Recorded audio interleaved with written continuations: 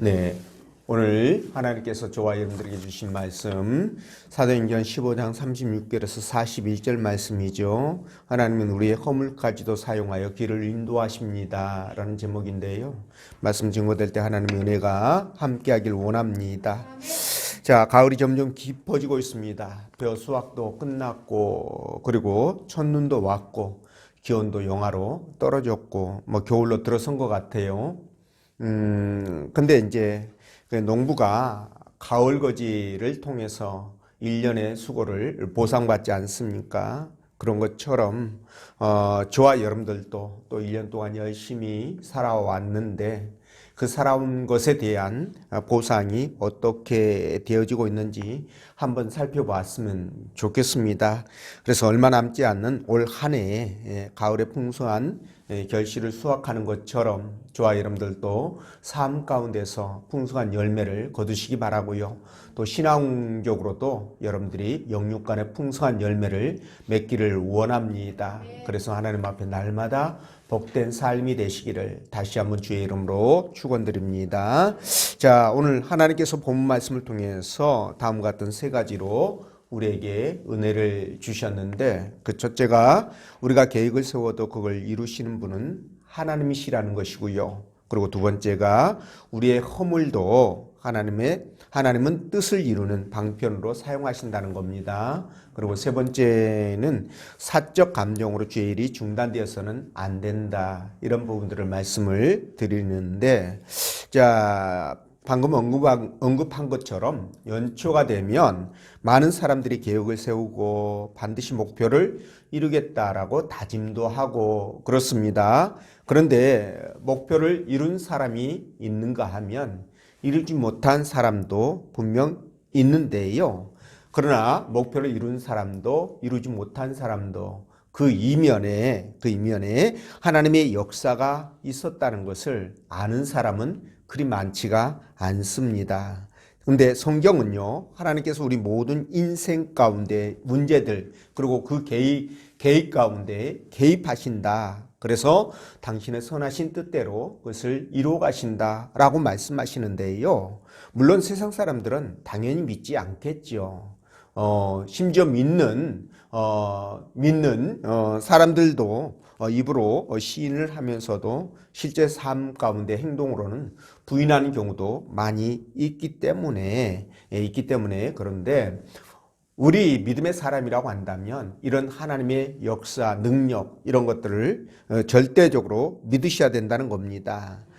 뿐만 아니라 우리 하나님께서는요, 저와 여러분들의 삶 가운데 살아가는 과정 속에서 수많은 실수 또 실패들 경험하지 않습니까?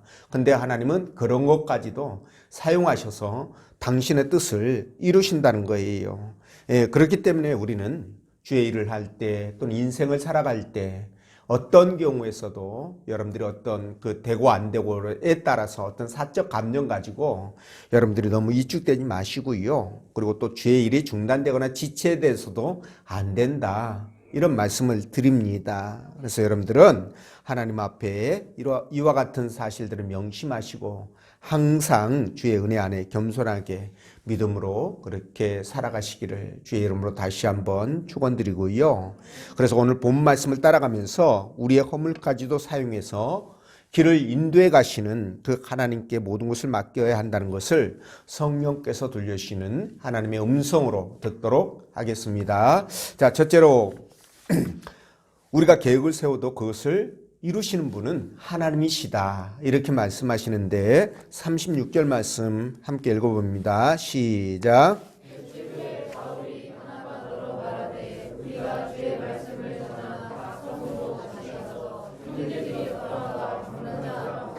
아멘.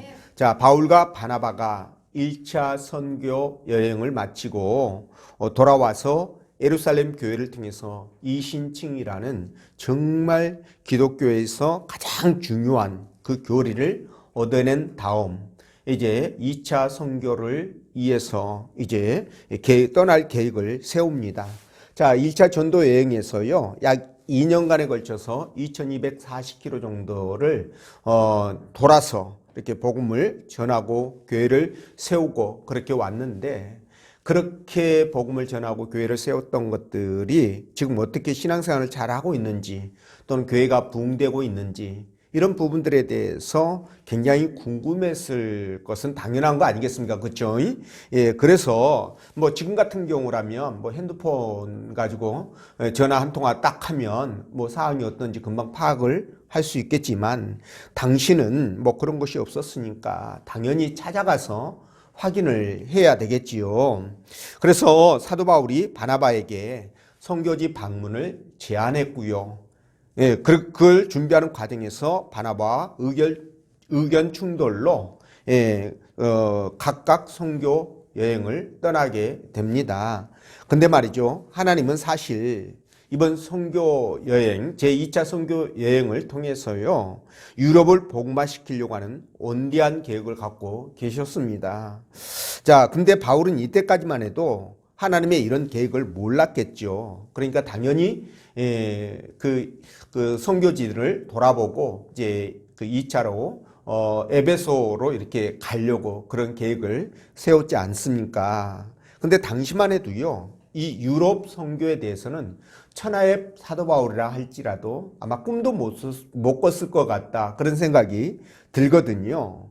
근데 하나님은 이 사도 바울이 이렇게 2차 선교 여행을 떠나기로 했을 때부터, 아니 그 이전부터, 훨씬 이전부터 유럽 선교에 대한 뜻을 갖고 그것을 이루시려고 계획을 하셨다는 것을 알 수가 있는 게, 사도 바울이 원래는 드로아로 가지 않고 에베소로 가려고 했거든요. 근데 그 길을 막고 사도 바울을 드로아로, 북쪽 지역에 있는 드로아로 이동을 시켜서 그곳에서 환상을 보게 하시고 유럽으로 건너가게끔 하셨던 그 부분을 볼 때 우리가 알 수 있는 부분들이죠.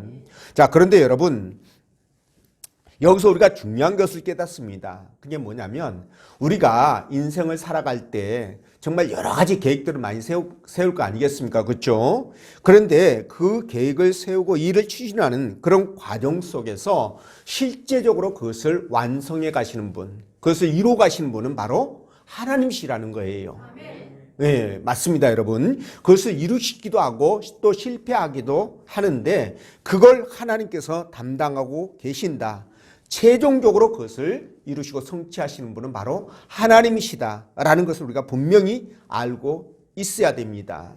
예, 우리가 인생 살아가면서 말씀드린 것처럼 정말 여러 가지 일들을 하는 과정 속에 세밀하게 뭐 시장 조사도 하고 계획을 세우지 않습니까? 정확하게 정밀하게 계획을 세워서 뭐 이 계획대로라면 절대 실패할 수 없다. 실패하고 싶어도 실패할 수가 없다라고 생각했던 것들이 의외로 비참하게 실패하는 경우들도 있습니다. 그렇지 않습니까? 근데 반면에 또 어떤 경우는 전혀 준비도 없이 얼떨결에 시작을 했는데 뭐 아주 좋은 결과를, 성공을 만들어내는 그런 경우도 있다는 거죠. 그래서 잠언 16장 9절에서 뭐라고 말씀하십니까? 사람이 마음으로 자기의 길을 계획할지라도 그 걸음을 인도하시는 자는 누구라고요?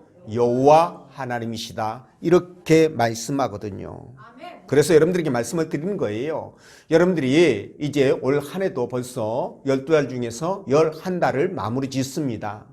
이제 한 달밖에 남지 않았는데 여러분들이 2023년을 시작하면서 나름대로 여러분들이 여러 계획들을 세웠을 겁니다. 뭐 때로는 뭐 사업을 확장하려고 했지만 마음대로 되지 않아서 오히려 쪼그라드는 그런 경우도 있을 것이고요. 또 빚을 내가 얼마나 갖고 털어버리고 이제 좀 홀가분하게 좀 마음 편하게 살자, 그렇게 했는데 반대로 빚이 늘어날 수도 있고요. 그러니까 계획대로 되지 않는 경우들이 계획대로 되는 것보다 더 많다라고 여러분들이 아마 개인적으로 느낄 겁니다. 근데 또 반대로 계획을 세우지 않았는데도 뭐 좋은 집으로 이사를 간다든가, 그죠? 또 기인을 만나가지고 좋은 일이 생길 수도 있고요. 그리고 사업이 잘 되고 자녀가 잘 되고 또 뭐 로또를 맞거나 뭐 행제를 하거나 뭐 이런 경우도 있지 않겠습니까? 그렇죠? 그러니까 이런 부분들을 보면 내 인생 내 마음대로 안 된다, 이게 결론이에요, 여러분. 그러니까 여러분들이 지금까지 살아왔던 삶의 여정들을 한번 살펴보십시오. 가만히 내 인생 내가 걸어왔던 길을 되돌아봤을 때 과연 여러분들이 계획하고 준비한 대로 그렇게 착착착착 맞아가지고 왔는지, 아마 그거보다는 안 되고 실패하고 실수했던 그런 부분들이 훨씬 더 많았다고 아마 생각하실 거예요. 그러니까 이런 부분들을 우리가 이제 돌이켜보면, 그 과정 속에 내 뜻대로 안 되는 것이 내 인생이다, 이렇게 이제 여러분들 깨닫게 될 텐데, 왜 그러면 내 뜻대로 내 인생이 내 마음대로 안 되는 것인가? 그 이유는 간단합니다. 왜냐하면 바로 하나님께서 우리의 인생을 주관하시고 인도하시기 때문에 내 마음대로 안 되는 거예요. 그럼 누구 마음대로 된다는 겁니까? 하나님 뜻대로, 하나님 마음대로 된다, 이렇게 보시면 됩니다. 그래서 이런 걸 볼 때, 그렇다면 우리가 성공적인 삶을 살기 위해서, 성공적인 인생이 되기 위해서는 그럼 어떻게 해야 될 것인가라는 거예요. 여러분, 어떻게 해야 될까요? 바로 하나님 생각에 내 생각을 맞추는 겁니다. 그분의 뜻에 내 뜻을 맞추고 순종하는 거예요. 이게 바로 성공적인 인생을 살아가는데 가장 중요한 포인트다라고 말씀을 드릴 수 있습니다. 여러분, 생각해 보십시오. 하나님께서 저와 여러분들의 인생의 생사화복을 주관하신다, 이렇게 말씀하시지 않습니까? 우리의 인생을 이끌어 가신다라고 말씀하지 않습니까? 그렇죠?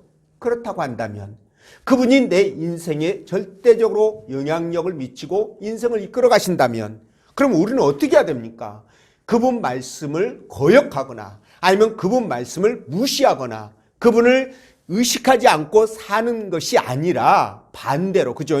오직 그분만을 바라보면서 그분의 뜻에 맞춰가면서 살아가는 것이 당연한 거 아니겠습니까, 여러분?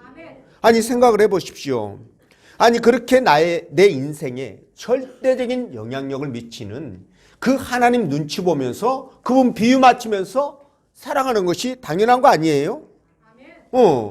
아니, 여러분들 인생에 중요한 영향력을 미치는 사람이 만약에 있다면 여러분들 자연스럽게 그 사람 눈치 보지 않겠어요? 예를 들어서 우리 아버지가 재산이 수백억 대다. 근데 이분이 살 날이 얼마 안 남으셨어.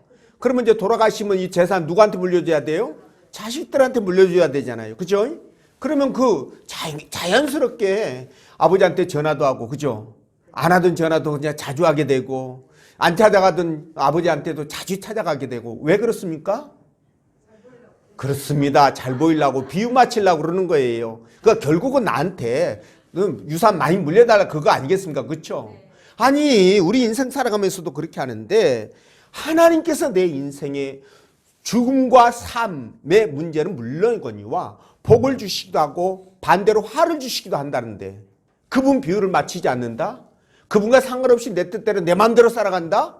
와, 이런 똥배짱이 어디 있습니까?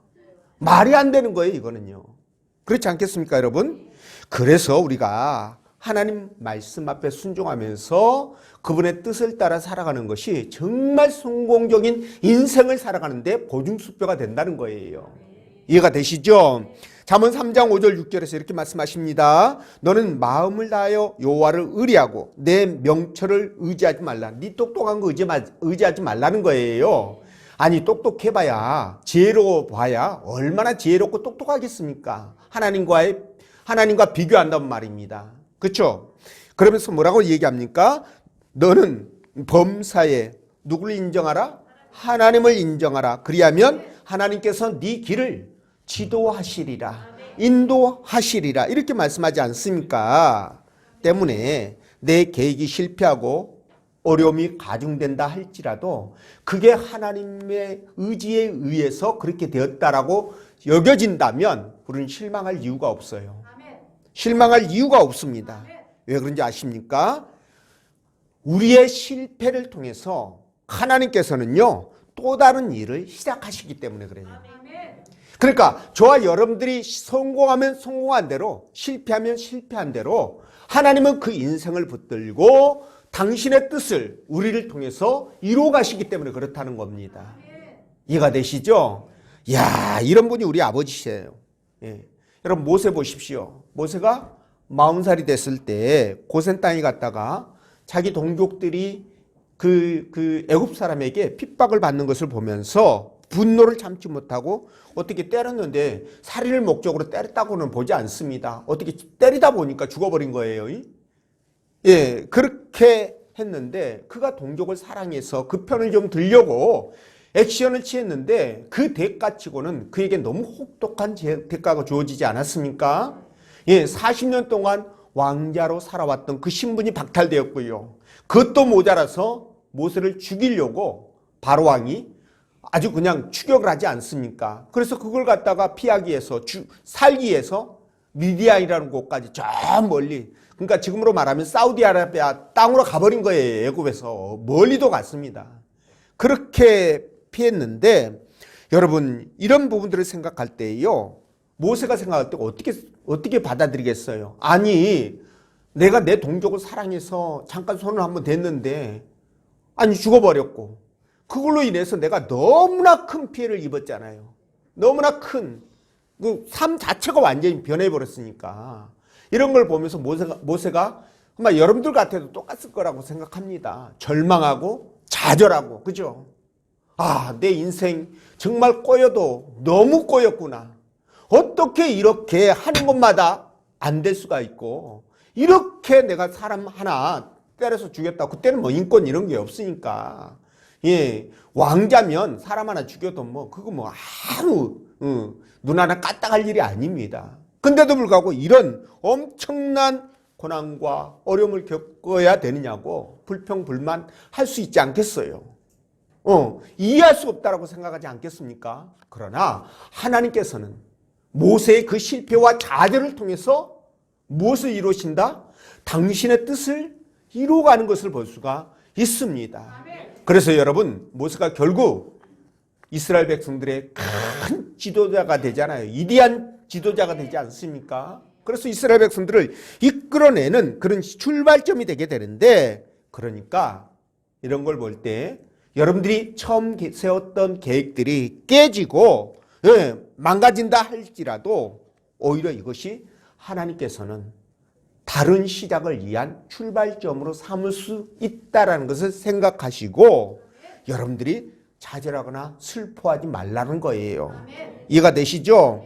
그러니까 하나님은 우리의 어떤 처지든 간에 그걸 이용해서, 그걸 사용해서 당신의 뜻을 이루어 가신다. 결국은 그분은 당신의 백성들을 선한 길로, 좋은 길로 이끌어 가시기 때문에 우리가 확신을 갖고 살자 이겁니다. 이해가 되시죠? 그래서 하나님은 내가 어떤 계획을 세워도요, 그것을 이루시기도 하고 실패하게 만들기도 하시는 분이시고, 또 비록 실패한다 할지라도 그걸 기초로 해서 또 다른 더 큰 일들을 해나갈 수 있도록 하나님께서 길을 열어 가시니까 결국은 어떻게 해야 된다? 하나님의 뜻에 맡기고, 그죠? 하나님이 인도하시는 대로 불평불만 없이 순종하면서 가는 것이 내 성공적인 인생을 위한 중요한 방법이다. 중요한 기준이다 라고 생각하시고 그렇게 살아가자는 겁니다. 믿음으로 순종하면서 살아갈 때, 그런 모습으로 살아갈 때 하나님이 얼마나 감동하시겠어요. 그렇죠? 그리고 저와 여러분들의 인생에 개입하셔서 하나님이 선하게 인도해 가시는 겁니다. 그걸 믿으시고 여러분들이 끝까지 주님과 함께 동행하시기를 부탁을 드리고요. 두 번째, 우리의 허물도 하나님은 당신의 뜻을 이루는 방편으로 사용하신다. 이렇게 말씀하시는데 39절 말씀 읽어봅니다. 시작.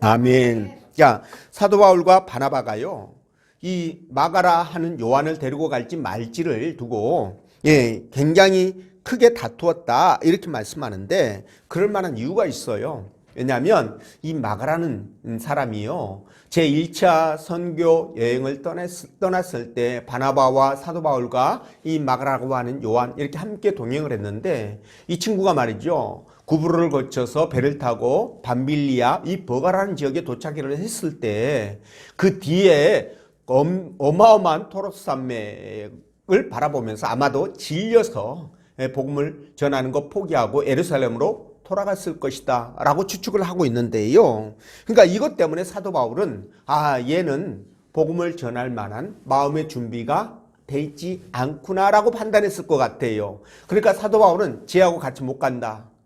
그런데 바나바는 아니야. 쟤 데리고 가야 돼. 왜냐하면 이 그 마가라는 자가 바나바의 생길이었거든요. 그러니까 데리고 가야 된다. 아마 그랬을 것 같아요. 그래가지고 대판 싸움이 일어났습니다.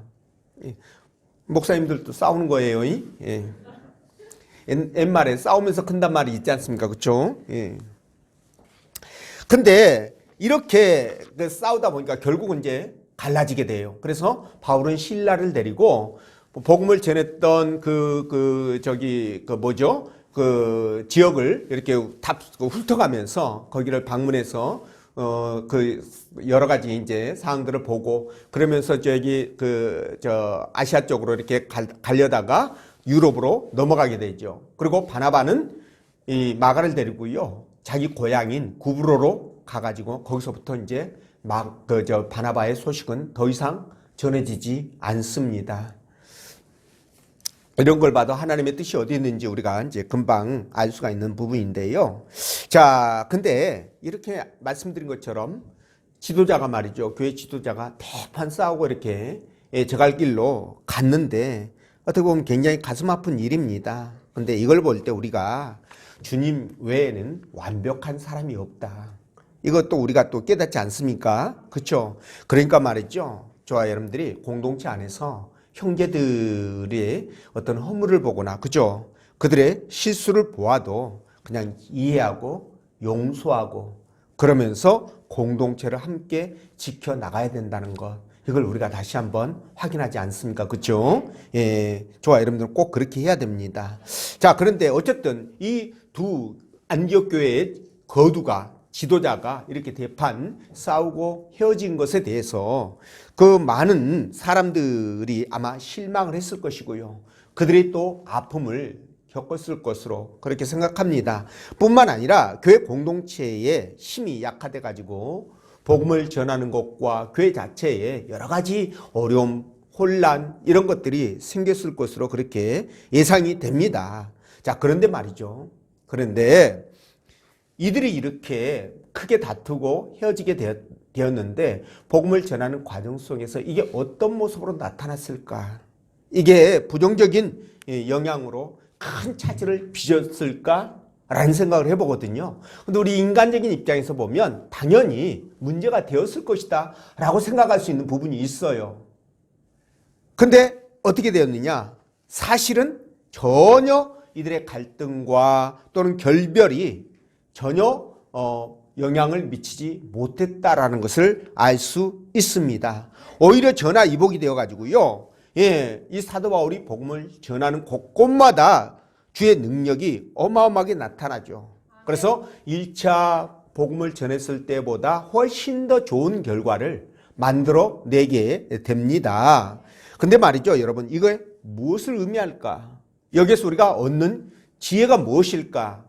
라는 건데요. 여러분, 자, 하나님의 일은 누가 하지요? 하나님께서 하시죠? 그렇습니다. 하나님은요, 이렇게 사도 바울이나 바나바나 뭐 이렇게 인간적인 약점들, 부족한 부분들, 이런 거, 싸움과 이 결별까지도 하나님께서는요, 복음이 더 강하게 증거되고 확장되는데, 여러분, 당신의 뜻을 이루는 방편으로 사용하셨다는 사실이에요. 그러니까 사람들이 볼 때, 저 정도 되면, 교회 뭐 쪼개지고 난리 나겠다. 교회가 침체되고 사람들의 손가락질 받고 안 되겠다. 이렇게 생각할 수 있는데, 하나님은 오히려 그것을 전화위복의 기회로 삼아서 복음이 더 확실하게 증거되고 전파되고 교회가 성장하는데 오히려 그것이 사용되어졌다라는 것을 생각한다면, 여러분, 우리는 하나님의 역사하심을 믿고 가야 된다는 거죠. 어떻게 상황이 벌어지든 그 상황을 긍정적으로 받아들이면서 가셔야 된다는 거예요. 이해가 되시는지요? 그러니까 우리는 그냥 그게 한계예요. 어떤 상황이 안 좋아지거나 힘들어지면 그냥 위축되고 그냥 엎어지고 쓰러져서 뭐라고 그러죠? 갱신도 못하고, 그죠? 네. 그냥 주저앉아서 탄식하고 그럴 수 있습니다. 근데 하나님은 그런 부분들을 통해서 오히려 당신의 뜻을 관철해 가신다는 거죠. 성취해 간다는 겁니다. 이게 하나님의 능력이라는 거예요. 그러니까 우리는 어떤 것도 걱정하고 근심할 이유가 없다는 겁니다. 로마서 8장 28절에 뭐라고 말씀하십니까? 우리가 알거니와 하나님을 사랑하는 자 곧 그 뜻대로 부르심을 입은 자들에게 모든 것이 합력하여 뭘 이룬다? 선을 이룬다. 그러니까 나쁜 것이든 좋은 것이든 하나님은 우리에게 나타나는 모든 현상들을 가지고 당신의 선을 이루어 가신다는 거예요. 당신의 뜻을 이루어 가신다는 겁니다. 이런 분이시거든요. 그러니까 우리가 어떤 사람마다 다 차이가 있긴 하지만 어떤 사람은 약점이 크게 있을 수도 있고 작게 있을 수도 있습니다. 그리고 누구나 잘못하고 실수도 하고요. 또 형제와 싸우기도 하고 심지어 오늘 본문처럼 교회 지도자들까지도 허물을 보이고 잘못을 하는데요. 근데 말입니다. 이것들 때문에 좌절하거나 주의 일이 중단되거나 그죠? 또는 심지어 교회를 떠나거나 이런 일이 있어서는 절대 안 된다. 이 말씀을 드리는 거예요. 물론 약점이 있다면 그걸 고치도록 노력하면 됩니다. 예, 고치도록 노력은 해야지요. 그리고 또 형제에게 허물이 있다고 한다면 여러분 말씀드린 것처럼 감싸 안으시면 됩니다. 아니 나도 허물이 있는데 형제가 허물이 있다고 내 허물은 생각도 안 하고 손가락질 한다면 될까요 안 될까요? 안 됩니다. 안 돼요. 안 됩니다 여러분. 왜 그렇습니까? 왜 안 될까요? 하나님께서는요 저와 여러분들이 그 약점투성이고 실수투성이고 문제 아주 그냥 그렇죠. 덩어리로 그렇게 가지고 있지만 그럼에도 불구하고 하나님께서는 저와 여러분들을 사용하시잖아요. 저와 여러분들을 사랑하시고 품으시고 그리고 사용하셔서 그분의 뜻을 이루어 가시잖아요. 그러니 우리가 못할 이유가 없다라는 거예요. 합력해서 선을 이루어 가시는 그분이 그렇게 하시는데 우리 또한 본받아서 합력해서 선을 이루어가는 것이 당연히 맞다라는 거지요. 그러니까 저와 여러분들이 이런 믿음 가지고요. 이 공동체 안에서 하나님의 역사하심을 바라보면서 형제들끼리는 진짜 허물이 있어도 덮어야 돼요. 아시죠? 그거 그냥 이렇게 백설공주 하면 돼요? 안 돼요? 안 되죠. 백설공주가 뭐라고 그랬습니까? 그렇습니다. 백방으로 설레발치는 그렇습니다. 공포의 주둥아리 백설공주 이러면 안 되죠. 그렇습니다. 여러분들은 형제들을 가슴에 품고요. 그래도 이해하는 거예요. 허점이 보여도 이해하고 그거 내치는 것이 아니라 품어야 되는 겁니다. 이게 기독교의 정신이에요. 하나님 마음이에요. 꼭 그렇게 해서 아름다운 공동체 이루어가시고 주의 뜻이 나를 통해서 관철될 수 있도록 그렇게 해 가시기를 부탁을 드립니다. 그리고 세 번째, 사적 감동으로 주의 일이 중단되어서는 안 된다. 이 말씀을 드리는데 40절, 41절 말씀 읽어봅니다. 시작.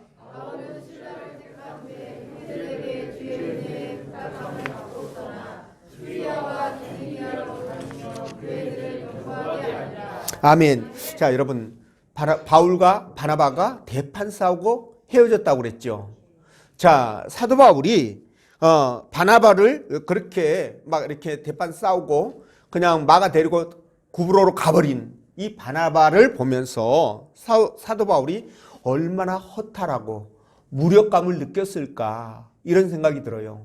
아니 이름 없고 이렇게 존재감이 없다면 무시해도 되겠지만 아니 안디옥 교회에 같은 지도자 아닙니까? 그리고 함께 그 2년여 동안 돌아다니면서 복음을 전하고 왔고 진짜 친형제보다도 더 가까운 사이로 그렇게 지냈을 것으로 추측이 됩니다.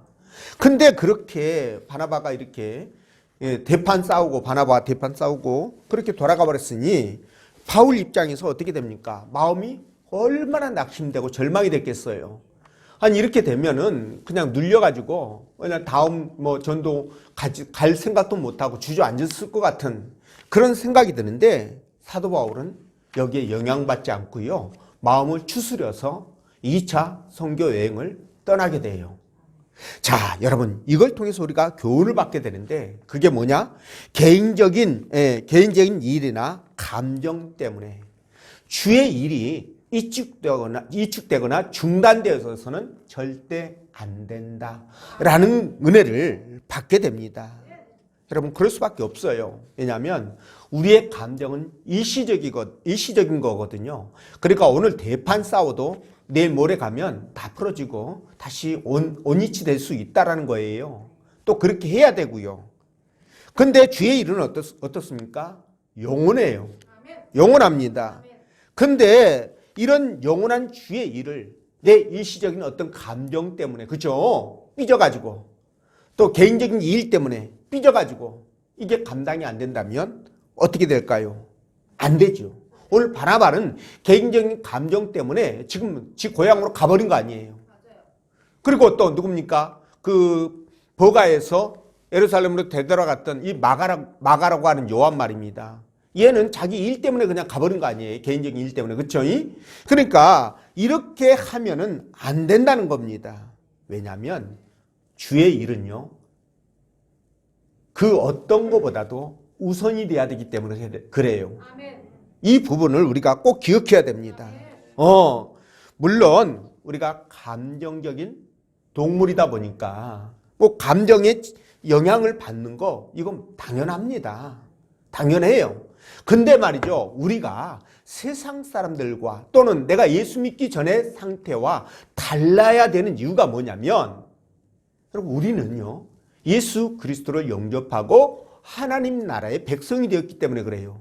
하나님의 자녀가 되었기 때문에 우리가 세상적인 또는 인간적인 감정에 영향을 받아가지고 주의 일이 망가지거나 뻐그러지거나 교회 공동체가 훼손을 받거나 이래서는 절대 안 된다는 거죠. 이해가 되십니까?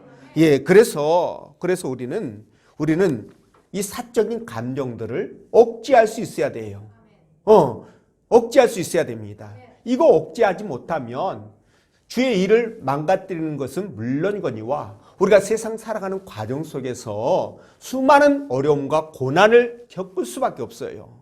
이 감정 추스르지 못해가지고. 여러분, 우리가 사고치는 이유가 뭐예요? 이 감정 추스르지 못해서 그렇습니다. 내가 이렇게 막 감정을 드러내버리면 이거 내 주변에 있는 사람들이 얼마나 많은 상처를 받고 피해를 입을까. 내 감정 때문에, 내 행동 때문에 주변에 있는 사람들이 그렇게 피해를 당한다고 한다면 내가 감정을 드러내면 돼요, 안 돼요? 안 되죠. 절제해야 되는 거예요. 절제해야 돼요.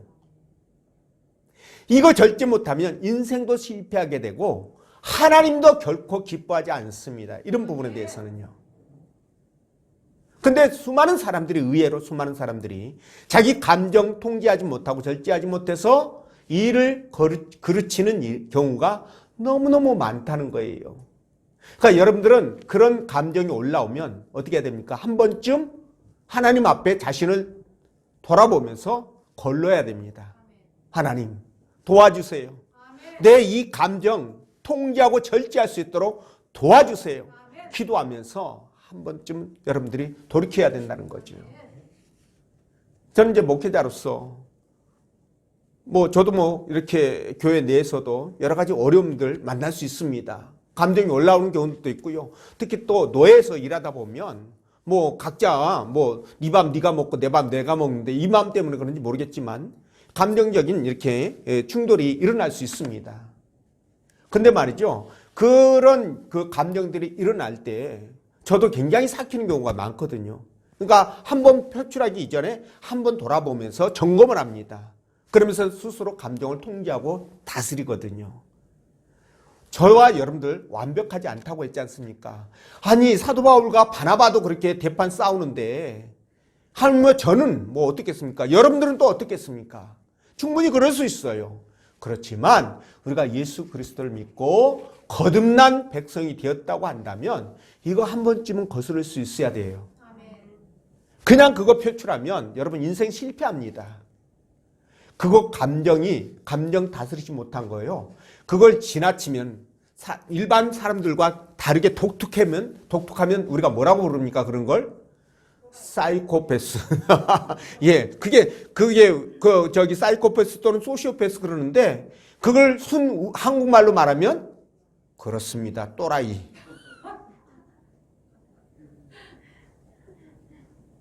그런 사람들 여러분 주변에 있으면 굉장히 힘들어요.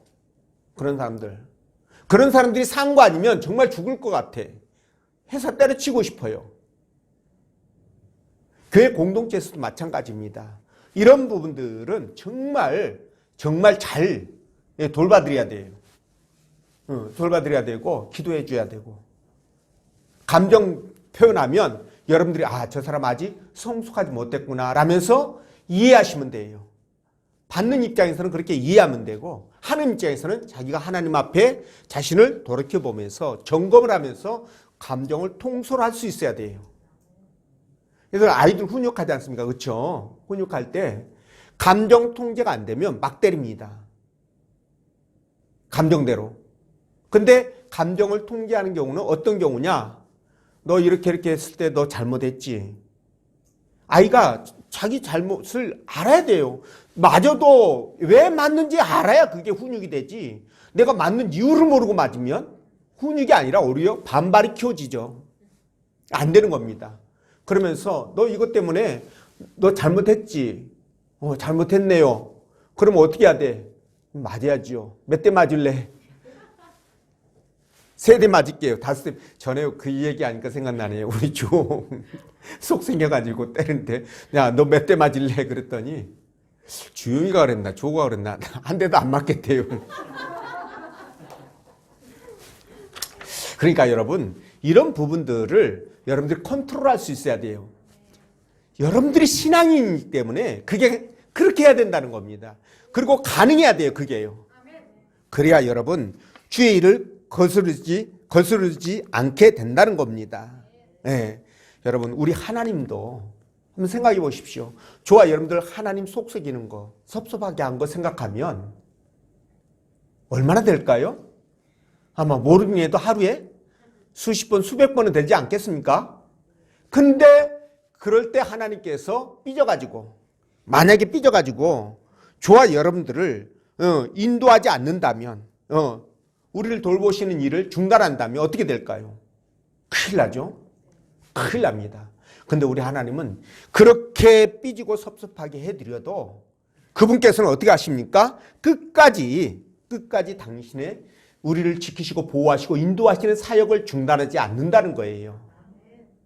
이거 믿으시죠? 그렇기 때문에 저와 여러분들도 그렇게 해야 된다는 겁니다.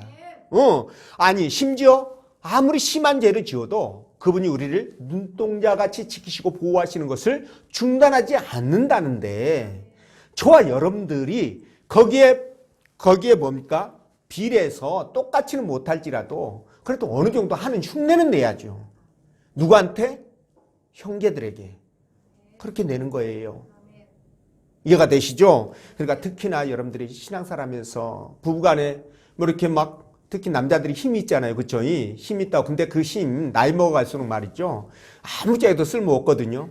근데 젊을 때 그거 모르니까 막 힘자랑하는데 그렇게 하지 마십시오. 자녀들에게도 마찬가지고요. 부부간에도 마찬가지고요. 그렇게 해서 어떻게 해야 됩니까? 우리가 통제하고 절제할 수 있는 능력들을 갖고 그리고 하나님 앞에 온전하게 우리가 신앙생활을 해 나가야 돼요. 왜냐하면 내 사적 감정 때문에 하나님의 일이 중단되거나 또 형제들이 상처를 받거나 아픔을 당하거나 그래서는 안 되기 때문에 그렇습니다. 항상 돌아보고요. 만약에 그런 일이 생겼다면 즉시 여러분들이 사과하셔야 돼요. 하나님 앞에는 회개하는 것이고 형제들에게는 사과하는 것이고 용서를 구하는 것이고요. 이렇게 나타나야 되는 겁니다. 여러분 그럴 수 있죠? 그렇습니다. 그게 믿음의 사람입니다. 이게 신앙인의 기본적인 자질이에요. 꼭 그렇게 해서 하나님께 영광 돌리는 삶이 되시기를 주의 이름으로 축원드립니다. 기도합니다.